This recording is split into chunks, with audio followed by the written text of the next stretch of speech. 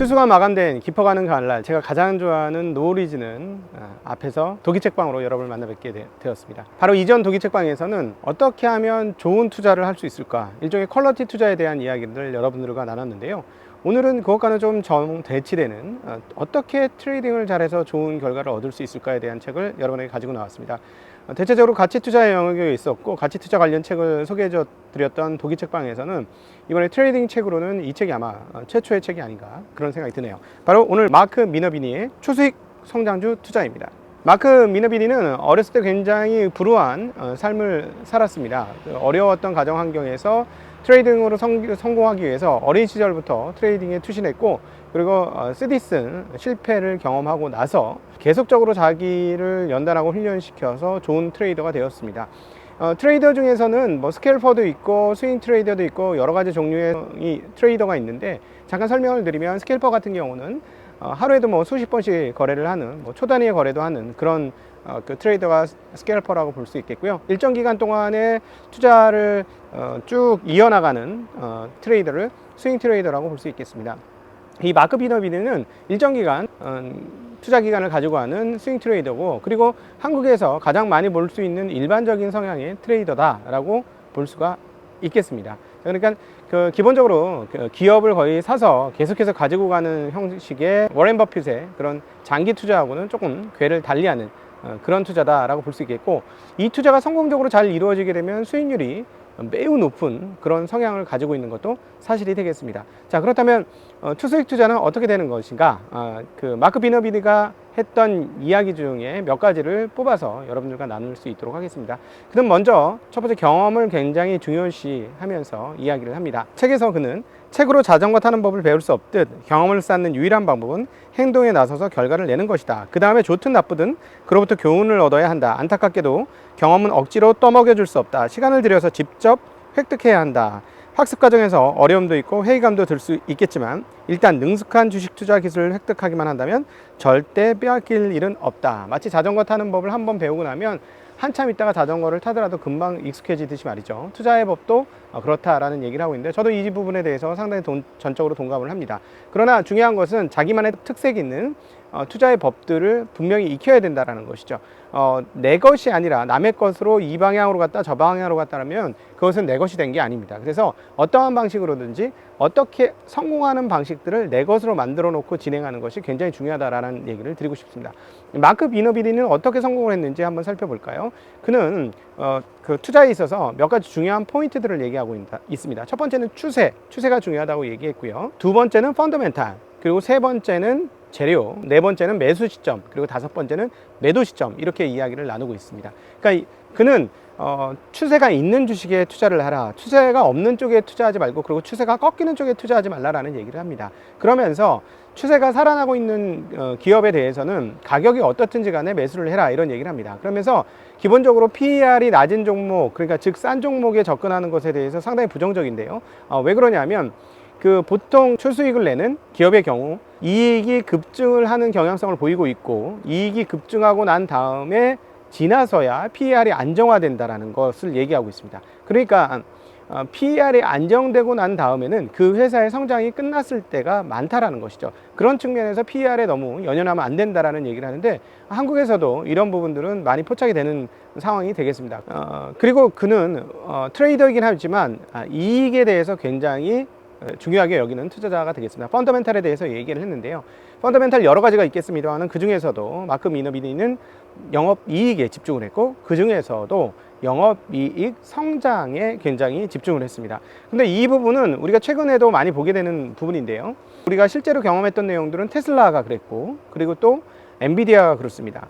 그러니까 뭐냐면 이익의 증가율이 쭉쭉쭉 잘 올라갈 때는 주가가 엄청나게 폭발력을 가지다가 이익이 늘어남에도 불구하고 이익 성장률이 꺾이면 그때부터는 주가가 잘 안 가는 모습 우리가 보았죠. 대표적인 게 테슬라였고, 앞으로 엔비디아도 우리가 서서히 그런 모습을 보게 될 겁니다. 자, 이 말은 무슨 말이냐면 영업이익 증가율이 이번 분기에 뭐 20%, 그 다음은 뭐 25%, 그 다음은 30%, 45% 이렇게 영업이익률이 계속해서 증가를 하게 되면, 이런 기업들은 미래에 대해서 과감하게 투자자들이 그 이익을 땡겨서 주가에 반영을 시키죠. 그러니까 그런 과정에서는 주가가 잘 오르는 경향성이 있습니다. 그런데 이익이 늘어났음에도 불구하고 이익 성장률이 전년 대비 이익은 늘어나고 있어요. 전년 대비 근데 뭐 1%, 2% 이런 식으로 늘어나게 되면 자신감 있게 미래에 대한 가격을 땡겨올 수가 없습니다. 그때부터는 시세가 휘청하게 되는 것이죠. 우리는 테슬라에서 이미 봤고 최근 엔비디아를 통해서 그런 모습을 목격하기 시작했습니다. 이 부분들은 저도 상당 부분 동의가 되는 내용인데요. 왜냐하면 실질적으로 주가의 흐름들이 그런 궤적을 드러내기 때문에 그렇다라고 말씀드릴 수 있겠습니다. 그래서 이익 성장률이 꺾이는 주식은 조심해라 라는 이야기를 하고 있고요. 그리고 마크 미너비리는 앞서도 추세에 대한 이야기를 드렸습니다만 바닥에 있는 주식을 사는 게 아니라 추세가 형성되고 나서 여러 사람들의 고민을 뚫고 나가는 종목들을 사야 한다 하면서 우리가 과거 켄 슬림 전법에서 이야기했던 그 손잡이 달린 커피 잔, 그 차트 흐름에 대해서도 이야기를 합니다. 이 책이 트레이딩 책 중에서 괜찮은 것은 펀더멘탈에 대해서도 얘기했고, 그리고 또 그 차트에 대해서도 얘기하는데, 차트를 절대적으로 신봉하는 건 아니고요. 차트를 통해서 저자는 시장의 심리와 투자자의 심리가 어떻게 움직이는가를 엿보려고 노력하는 모습을 볼 수 있었습니다. 이 부분은 저는 개인적으로 굉장히 투자자들이 주목해야 되는 부분이라고 생각을 하는데, 뭐 좋은 기업을 사서 지난 시간에 설명을 드렸던 것처럼 좋은 기업을 사서 영원히 같이 가면 세상 편한 투자가 되겠습니다만은 내가 그렇게 투자할 자신이 없고 한국에는 그런 기업이 별로 없고 미국 기업 중에는 그런 기업을 어떻게 찾는지 잘 모르겠고 이런 사람들 입장에서는 그렇게 장기간 주식 투자를 끌고 가기가 만만치 않겠죠. 그런 경우에 있어서는 시장의 흐름이 어떻게 흘러가는지를 아는 것은 굉장히 중요합니다. 그럼 어떻게 할 수 있을까? 네, 그거는 차트를 통해서 그 해당 기업에 대해서 투자자들이 어떤 생각을 하고 있는지를 읽어낼 수 있다는 것이죠. 그러니까 차트라는 것을 어떤 절대적인 신봉치로 여기는 것은 옳지 않다고 생각을 하고요. 심리 집단의 표현이다 이렇게 보는 것은 맞는 것 같습니다. 그러니까 즉 사람들이 모여서 해당 기업에 대해서 어떤 생각을 어떻게 하고 있는지를 보는 거에 있어서는 상당히 유익하고요. 마크 미너비니 같은 경우는 개인 투자자였기 때문에 기관 투자자들이 들어올 만한 기업에 들어가야 된다라는 내용을 그 차트에서 많이 얘기하고 있습니다. 왜냐하면 거대 자금들이 본격적으로 들어오면 시세가 계속해서 쭉쭉 뻗어나가기 때문에 그런 흐름이 나오기 직전에 기업들을 포착해야 된다라는 이야기들을 많이 하고 있고, 그것들을 차트에서 찾아내는 그런 흐름들을 보여주고 있죠.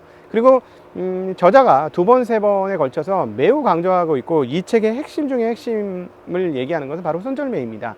손절매를 잘해야 되고 손절매를 하지 않고서는 생명을 이어갈 수 없다라는 얘기를 너무너무 많이 강조합니다. 처음부터 끝까지 강조하고, 그건 너무나 뻔한 얘기 아니냐라는 질문에 대해서 그는 이렇게 얘기합니다. 그런 뻔한 행동을 했기 때문에 투자자들이 살아남은 것이지 그런 행동을 하지 않고서는 투자의 세계에서 살아남을 수 없다, 이런 얘기도 동시에 하죠. 제가 그래서 이 부분에 대해서 저는 오늘 가치 투자자로서 해석을 좀 해보았습니다. 개인적으로 이렇게 추세가 만들어진 주식들을 사고 시세가 뻗어나간 주식을 사는데 손절매 원칙을 가지고 있지 않다면 그건 매우 위험하죠. 왜냐하면 보통 공중에 붕 떠 있는 기업들 중에 추가적으로 더 많이 갈 기업들을 사는 그런 패턴을 가지고 있기 때문에, 공중에 붕 떠 있는데 이게 내 투자 판단이 잘못되었을 때는 주가 떨어지는 폭이 굉장히 커질 수 있거든요. 근데 이것들을 제대로 판단하지 못할 경우에는 그 하락을 오롯이 다 맞을 수가 있죠. 그러면 하락의 폭도 매우 클 수밖에 없습니다. 뭐 10%, 20%가 아니라 뭐 40%, 50%그 이상도 될 수가 있기 때문에 손절매 원칙은 대단히 중요하죠. 자, 이거를 그러면 역으로 환원해서 가치 투자자는 이것을 어떻게 적용해 볼까 생각을 해보면 저는 이렇게 적용하면 어떨까 싶습니다. 가치 투자자들이 손절매를 잘 안 하고 주로 물타기를 하게 되는데, 자, 그렇다면 스윙 트레이더들에게 생명처럼 중요한 손절매는 가치 투자자들에게 있어서는 현금 보유와 같다라고 말씀드릴 수 있을 것 같아요. 손절매를 해서 위험을 빠져나온다면 가치 투자자들은 내가 산 가격보다 내가 좋다고 판단해서 가치가 있다고 생각해서 주식을 샀는데 그거보다 많이 떨어지게 될 경우, 그럼 더 싼 가격에 언제든지 살 수 있는 현금을 보유하지 못한다면 가치 투자자로서 성공적인 투자를 할 수 없다라는 것들을 얘기해 드릴 수 있는 거죠. 저도 많은 경험을 했습니다. 이렇게 쌀 수가 있어, 너무 싼데 하고 투자를 했는데 그 이후에 20%, 30%, 40% 빠집니다. 자, 그럴 때는 이 회사의 펀더멘탈 분석을 하고 앞으로 미래에 어떻게 될지 분석을 해보죠. 그런데 그럼에도 불구하고 너무 싼 거예요. 자, 그럴 때는 어떻게 해야 돼? 분명히 물타기를 해야 합니다. 좋은 기회가 온 것이죠. 매우 가격이 낮아졌기 때문에 더 사줘야 되는 건데, 만약에 그때 현금이 없다 이러면 그 사람은 잘못된 투자를 한 겁니다. 시점을 잘못 들어간 것이고, 그리고 가치 분석을 잘못한 것이죠. 이렇게 싸질 수 있는, 그러니까 즉 그 안전마진을 확보하지 못했다는 것의 증거가 가격이 많이 떨어졌다는 겁니다. 우리가 안전마진이란 건 여기에서부터 더 이상 떨어질 게 없어, 이 정도면 정말 완벽해 라고 해서 사는 게 안전마진이고, 근데 만약에 하나 우리의 판단이 시장의 판단과 달라서 그 안전마진을 깨고 내려간다면, 그렇다면 더 많은 안전마진이 확보됐기 때문에 주식을 사야 된다는 것이죠.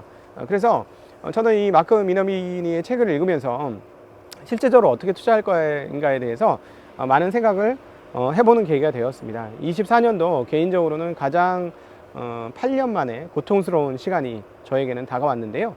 그러면서 투자에 대한 책을 여러 권 계속해서 읽어보고 있습니다. 근데 이 책은 읽어보면서 그 가치 투자자가 아니더라도 꼭 배워볼 수 있는 대목들이 많은 것 같아서 여러분들과 나누고 싶어서 이렇게 가지고 나왔습니다.